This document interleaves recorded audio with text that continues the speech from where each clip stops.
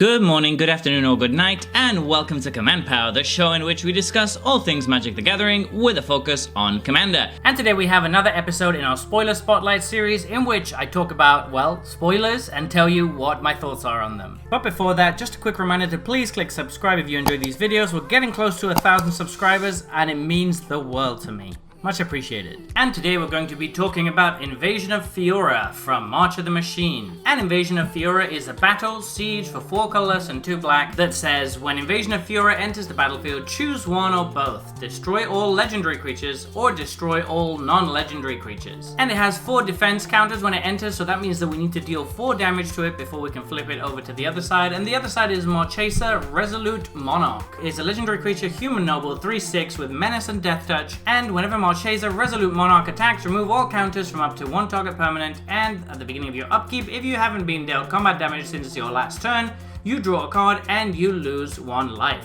So I think this is fantastic on both sides. This is probably the best battle we've seen so far for my money. I think it's incredibly good, and there are a few reasons why. To start off, the front side is great in any deck as a board wipe for 6 mana, which is absolutely fine. It's overcosted, but when it's a repeatable board wipe that can be blinked and engaged with in many different ways, then this can be a very strong effect, even if it costs a little bit more than it should. There is also more upside to be had here if you put this in a deck that is largely legendary based, which is where I think this is going to find its home most likely. This just becomes so much better because your opponents are presumably going to have way fewer legends than you are, which makes this close to a one-sided board wipe. But it gets even better because if you have any sort of board state with legendary creatures and then you wipe the board, you can immediately use those creatures to attack this and flip it over to Marchesa. And that's going to be an incredibly strong play in those kind of decks. And Marchesa herself is no joke.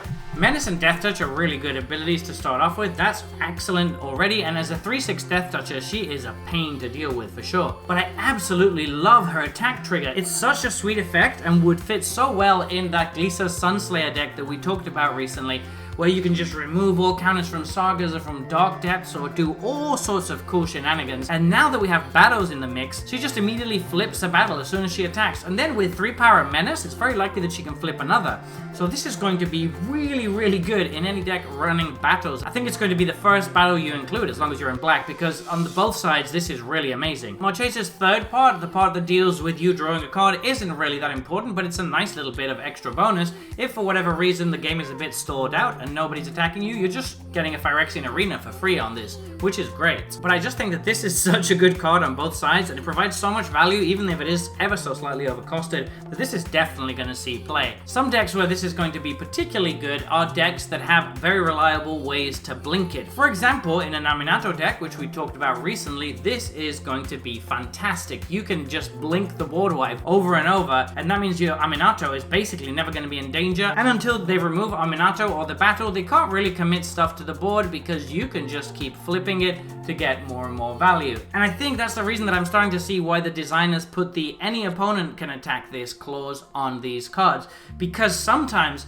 it might be in an opponent's interest to get the front side off the table so that it can't be interacted with for whatever reason. I mean, here it doesn't really matter since you could still blink Marchesa with Aminato, but in some of the cases it might be good to flip it over to the other side. It might be a one-off effect like a sorcery or an instant, so that you can get rid of the problem on the table. In any case, I expect to see this a lot in Commander tables in the near future, and I think you probably should too. So there you have it. Those have been my thoughts on this new spoiler. What do you think about this card? Please let me know in the comment section below. I read all comments and respond to all of them too. And if you enjoyed this video, don't forget to click like or subscribe. It really helps the channel. And until next time, take care. Woo!